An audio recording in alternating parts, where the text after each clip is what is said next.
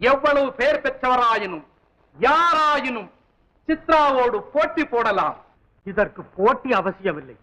ஆடி காட்டட்டும், அளவிறந்த பரிசுகள் பெறட்டும். போட்டி என்ற பெயர் இளவரசர் மணிவண்ணனின் குருநாதர் போட்டியை தவறென கருதுகிறார். ஒருவரே ஆடினால் வெற்றி தோல்வி எப்படி நிர்ணயிக்க முடியும்? மற்றவர்கள் போட்டியிட வேண்டும். அதில் வெற்றி பெற்றவரை தேர்ந்தெடுக்க வேண்டும். கலைக்கு அதுதான்.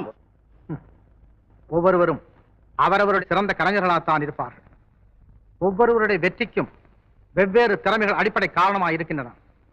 தோல்வி காண்பவர்கள் எப்படிப்பட்ட சிறந்த கலைஞரானாலும் தலைகுனிவது தவறாது. ஆகவேதான் என் குருநாதர் போட்டி வேண்டாம் என்று சொன்னதில் பொருள் உண்டு. தங்களுடைய ஆசைக்காக கலைஞர்களை மோதவிட்டு வேடிக்கை பார்க்க விரும்புகின்றார்கள். இல்லை, வீரத்திலும் கலையிலும் போட்டி ஒரு சம்பிரதாயம் தான். தோல்வி என்பது சாவல்ல. மணிவண்ணர் மக்கள் தலைவர்.